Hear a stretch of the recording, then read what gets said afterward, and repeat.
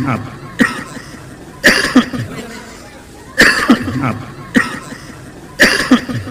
Saya kadang-kadang gitu Pak, kalau sudah membahas agama lain, suka datang penyakit. Kayaknya nggak suka dia ini. Ya, tiba-tiba aja datang. Tadi sehat-sehat aja gitu kan. Tiba-tiba muncul dia.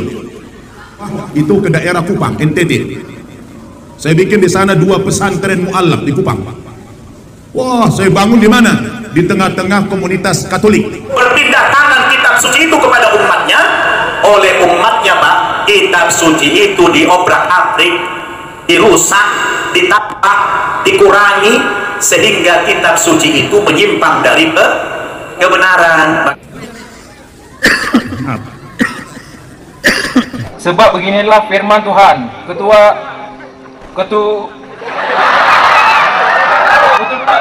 Ya, ketahuan dapat baca Alkitab.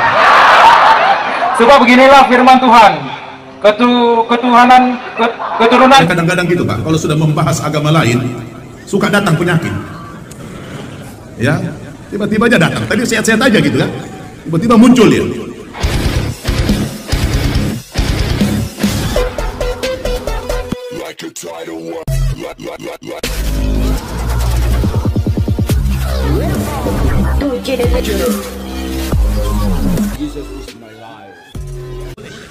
Islam ini agama ilmu, bukan agama ikut-ikutan. Kita bukan seperti kerbau yang dicucuk hidungnya.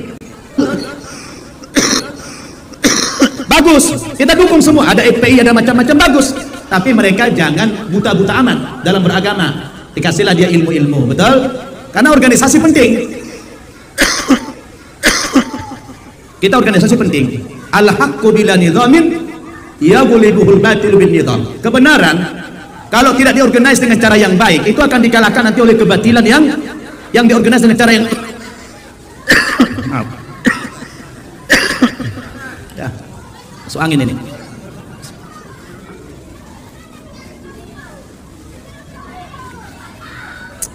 Saya kadang-kadang gitu Pak, kalau sudah membahas agama lain, suka datang penyakit. Saya kadang-kadang gitu Pak, kalau sudah membahas agama lain, suka datang penyakit. Maaf. Saya kadang-kadang gitu Pak, kalau sudah membahas agama lain, suka datang penyakit. Kayaknya nggak suka dia ini. Ya, tiba-tiba aja datang. Tadi sehat-sehat aja gitu kan. Tiba-tiba muncul dia. Tapi nggak apa-apa, kita ini bicaranya ilmu, bukan menjelekkan, bukan menghujat, bukan menista, betul? Kita ini dalam rangka dakwah. Nggak boleh kita mengejek-ejek, nggak boleh. Apalagi menghina, nggak boleh. Wala tasubbul ladzina yad'una min dunillah fayasubbullah adwan bighairi ilm. Jangan kamu mengejek Tuhan-Tuhan sembahan agama lain. Nanti mereka akan membalas ejekan kita dengan ejekan yang lebih parah lagi kepada Allah tanpa ilmu. Betul?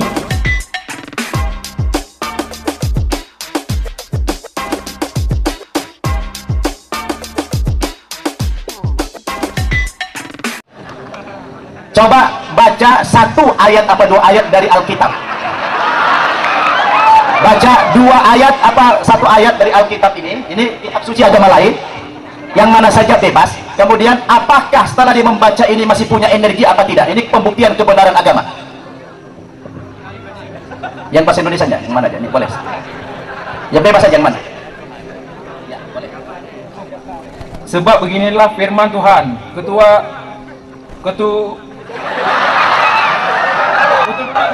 Ya, ketahuan dapat baca Alkitab. sebab beginilah firman Tuhan, keturunan Daud tidak akan putus. Cukup. Kayaknya udah takut ya. Sekarang kita tes lagi seperti tadi. Kalau tadi waktu kosong dia punya kekuatan yang luar biasa, punya energi. Setelah dia baca ayat tadi, apakah Bang Mufaddal ini masih punya energi? Kita lihat. 1, 2, 3. Bismillahirrahmanirrahim. Hilang langsung tenaganya. Habis energinya.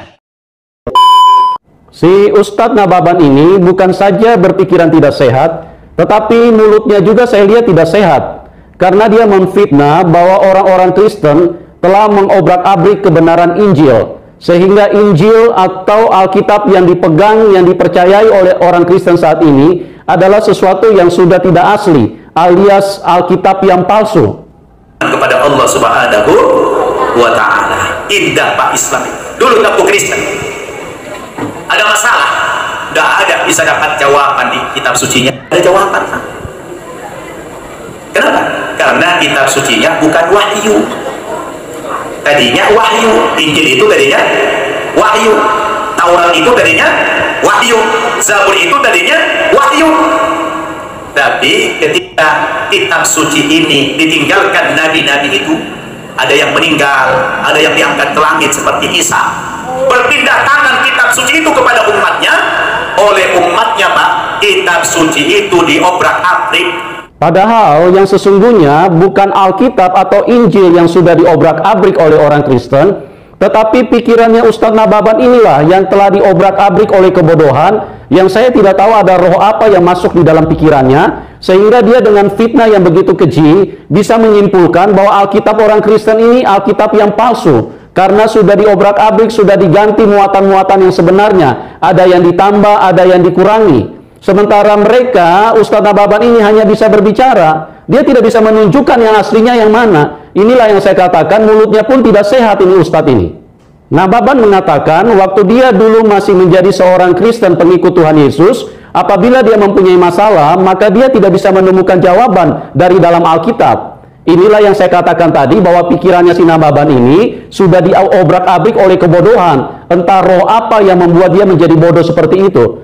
Sebetulnya di dalam Injil, apapun masalah yang kita miliki, semuanya sudah ada jawaban di situ. Hanya karena kita hidup di bawah kebodohan, terlalu menjadi bodoh di dalam kehidupan ini, sehingga kita tidak bisa melihat jawaban-jawaban yang begitu terang yang termuat di dalam Injil. Kecuali jika seseorang kehidupannya mau mengarah, mau menuju kepada kejahatan, maka Injil atau Alkitab tentu tidak akan bisa memberikan jawaban. Karena Alkitab atau Injil pasti selalu akan mengarahkan orang dari kehidupan yang jahat untuk diarahkan untuk menuju kepada kebaikan. Tetapi kalau yang dicari jawaban untuk membuat kita menjadi orang tidak benar, itu memang tidak akan ketemu di dalam Alkitab. Kalau misalnya kita mau cari jawaban bagaimana caranya kita punya istri lebih dari satu, Alkitab tidak bisa menjawab itu. Karena Alkitab sudah harga mati. Setiap orang yang mengikut Tuhan Yesus itu hanya punya istri satu, tidak boleh lebih dari satu. Atau mungkin kita punya tabiat-tabiat kedagingan, tabiat-tabiat yang kotor, segala sifat-sifat yang tidak baik. Kalau kita mau ingin dibenarkan oleh kitab suci yang terdapat di dalam Alkitab, sudah pasti tidak ada jawabannya. Karena Alkitab selalu akan menerangi semua kejahatan untuk kita dipimpin kepada kebenaran. Di dalam argumentasi yang kurang pintar dari seorang Nababan, dia mengatakan pada saat nabi-nabi meninggal, maka disitulah kesempatan bagi orang Kristen untuk merubah kebenaran Injil, kebenaran dari Alkitab itu sendiri. Injil itu tadinya wahyu, Taurat itu tadinya wahyu, Zabur itu tadinya wahyu. Tapi ketika kitab suci ini ditinggalkan nabi-nabi itu, ada yang meninggal, ada yang diangkat ke langit seperti Isa. Berpindah tangan kitab suci itu kepada umatnya.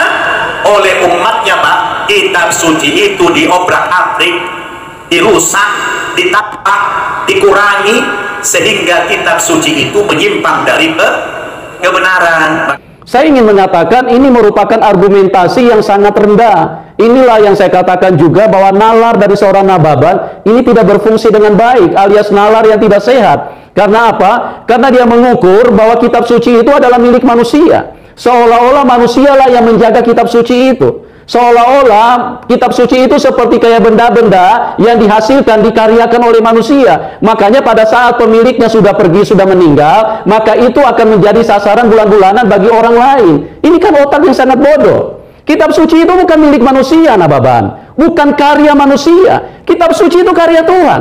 Itu milik Tuhan. Anda terlalu melecehkan Tuhan. Anda menghilangkan kebesaran Tuhan. Kalau kitab suci itu adalah milik Tuhan, sudah pasti kekuatan kuasa Tuhan itulah yang akan menjaga kitab suci itu. Tidak mungkin ada kuasa manusia yang mampu bisa merubah kitab suci itu selain daripada apa yang kalian tuduhkan yang termuat di dalam Al-Quran kalian. Nah, inilah yang seharusnya kamu renungkan, Nababan. Kenapa keterangan yang di dalam Al-Quran kok bisa berbeda? Kok bisa muncul ratusan tahun kemudian, 600 tahun kemudian setelah Tuhan Yesus naik ke surga, baru muncul Al-Quran dan Muhammad, kemudian menuduhkan bahwa Injil itu palsu, Alkitab itu palsu. Dari mana dasarnya? Memang Alkitab, memang Injil, memang kitab suci itu karya manusia, memang itu suara manusia kah? Sehingga Tuhan tidak mampu untuk menjaga kebenaran itu. Inilah pikiran Anda ini ditaruh di mana? Saya juga tidak yakin kalau Nababan ini waktu dia masih Kristen adalah orang yang cinta Tuhan atau orang yang mengerti Alkitab. Saya yakin dia tidak pernah baca Alkitab, atau mungkin kalau dia baca pun itu juga 1-2 ayat saja. Karena ada ayat yang jelas di beberapa bagian dari Injil itu sendiri dengan jelas menyatakan bahwa Taurat, kitab-kitab yang dimuat di dalam Alkitab itu tidak akan mungkin bisa berubah. Lebih mudah langit dan bumi ini lenyap daripada satu titik dari bagian Alkitab itu hilang. Itu tertulis di dalam Lukas 16 ayat 17. Ini lihat, saya perlihatkan kepada Anda Nababan supaya Anda jadi cerdas, supaya Anda tidak ngaco, tidak ngarang-ngarang, tidak hanya asbun, tidak hanya asal ngebacot di dalam berceramah. Saya yakin Anda ini orang yang sangat tidak mengerti Alkitab. Tetapi karena Anda ingin supaya ceramahmu laris, supaya jualanmu ini bisa laku di mana-mana, makanya Anda mencomot-comot ayat yang Anda tidak mengerti. Ini lihat nih ayatnya nih. Lebih mudah langit dan bumi lenyap daripada satu titik dari hukum Taurat batal. Nah, perhatikan baik-baik.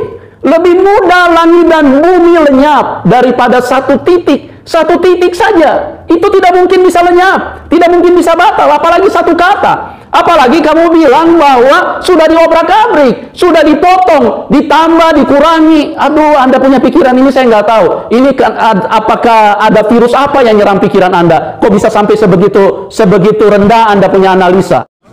Maka kalau saya dakwah kepada mereka, itu mereka jarang tersinggung. Karena kita pakai ilmu, pakai dalil-dalil dia. Alhamdulillah.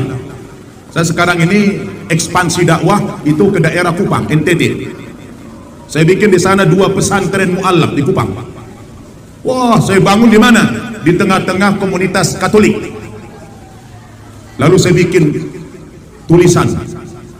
Ya, Anda bertanya tentang Islam, mu'allaf menjawab. Kaget mereka. Ya. Kalau Anda mau bertanya tentang Islam, biar mu'allaf yang jawab. Karena mereka punya pengalaman, betul?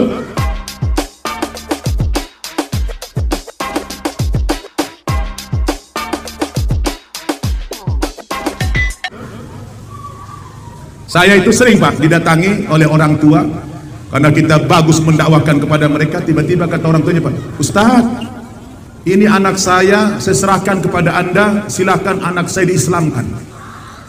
Subhanallah, sering banget. Ya. Sayang ini nggak ada proyektornya. Saya biasanya kalau ceramah itu pakai PowerPoint, saya tampilkan itu foto-foto gitu. Saya sudah bawa tadi laptopnya, tapi katanya di sini nggak ada proyektor, jadi saya manual aja. Assalamualaikum warahmatullahi wabarakatuh. Pemirsa, cemasnya para aktivis kekristenan, apakah pendeta, pastor, atau yang lain menyimak bahwa Nusa Tenggara Timur kini ya banyak sekali bermunculan mu'alaf-mu'alaf baru, bahkan kampung-kampung baru, bahkan perumahan-perumahan Islam yang baru, dan sekolah-sekolah Islam digandrungi oleh masyarakat setempat. Ya, kampung mu'alaf, sekolah-sekolah Islam, ya, banyaknya mu'alaf. Ini betul-betul memberikan kecemasan yang luar biasa bagi para aktivis Kristen, mungkin gereja, mungkin pastor, mungkin pendeta yang menyimak dan mungkin tidak tahan terhadap fenomena mu'alaf dan gelombang masuk Islam yang ada di NTT itu. Betapa gusarnya mereka melihat fenomena-fenomena ketika gadis-gadis, anak-anak remaja NTT itu sudah pakai kopiah, sudah pakai jilbab, sudah apa begitu, dan juga menyimak banyaknya fenomena yang terjadi Islamisasi yang terjadi di NTT itu. Betul-betul menggusarkan mereka. Padahal memang pemirsa, sekedar untuk diketahui, NTT adalah kantong terbesar dari kekatolikan. Ya, kantong terbesar Katolik itu ada di NTT. Ya, bukan di Jawa, bukan di mana-mana gitu, tapi kelihatannya hanya ada di NTT. jumlah pemeluk Katolik di provinsi ini itu lebih dari 50%. Kalau kekristenan, Protestan dengan denominasi yang lain, itu jumlahnya nggak banyak, mungkin 3-4%. Nah, Islam itu yang kedua setelah Katolik kita, jauh lebih tinggi daripada kekristenan itu. Tetapi sekarang situasinya memang sangat mencemaskan. Dakwah yang dilakukan di NTT itu mendapat sambutan dari banyak warga yang miskin di daerah tertinggal. Ya, mereka akhirnya memeluk agama Islam karena tim dakwah membawa sejumlah kemudahan bagi mereka, yakni pendidikan, perumahan layak huni, penerangan dan air bersih. Ya, dan memang ini mencemaskan pemirsa, karena mencemaskan maksud saya bagi kekristenan itu. Kalau bagi kita ya kabar baik lah, kabar gembira lah ya, karena banyak orang mu'alaf itu artinya memang sangat menjadi kemungkinan daerah-daerah itu akan menjadi maju itu ya. Kita sudah melihat berbagai negara yang miskin itu banyak Katoliknya, banyak kekristenannya, dan rata-rata kalau negara itu masuk di Asia Tenggara ini ya, kalau dia menjadi Muslim, mungkin semangatnya untuk berubah akan menjadi sangat tinggi itu ya. Dan itu juga karena di perumahan-perumahan tradisional, kalau orang masih memeluk Kristen itu mereka itu tinggal satu keluarga, ngumpul jadi satu gitu. Gimana cara etika berkeluarganya kalau suami istri sudah dewasa kumpul satu, itu ada babinya, ada macam-macamnya tanpa sekat-sekat kamar. Dan karena itu banyak kelihatannya para aktivis Islam membuat perumahan-perumahan Muslim yang baru ya. Dan ini menakutkan bagi mereka itu ya, menakutkan bagi mereka karena memang nggak mungkin dengan cara seperti itu syariat Islam itu bisa ditegakkan. Itulah mengapa banyak perumahan-perumahan Muslim yang baru yang mulai bermunculan di NTT. Yang kedua adalah tumbuhnya kampung-kampung mu'alaf itu. Ya, tumbuhnya kampung-kampung mu'alaf itu. Ya, kenapa kampung mu'alaf ini menjamur ya di NTT, di daerah-daerah yang terpencil dan lain sebagainya? Karena kalau menjadi Muslim itu rata-rata ya itu tidak tertarik dengan gonggongan anjing. Apalagi kalau Muslimnya sangat taat, itu bising sekali gitu ya. Ini tidak terkait dengan Menteri Agama yang tampaknya sangat akrab dengan gonggongan anjing itu ya. Tidak seperti itu. Tapi itulah akhirnya memang di suatu wilayah di mana kekristenan itu masih mayoritas, maka akan muncul yang disebut dengan kampung-kampung mu'alaf, karena memang mu'alaf itu mulai bermunculan dalam jumlah yang relatif banyak. Bahkan yang agak mengerikan mungkin bagi mereka adalah karena remaja-remaja yang ada di NTT ya, itu sudah tertarik Islam melalui hatinya sendiri, nggak usah dibujuk-bujuk gitu. Ini luar biasa pemirsa ya. Ini contoh ya, ini ada 2 remaja asal NTT itu memutuskan jadi mu'alaf ya. Itu sekarang tinggal di Panti Asuhan Ar-Rodiyah Kota Semarang ya. Mereka akhirnya ganti nama menjadi Khairunisa dan Abdul Hakim. Keduanya adalah mu'alaf dari NTT. Jadi ibu dan bapak, sekarang ini era kebangkitan Islam. Ini era kebangkitan Islam.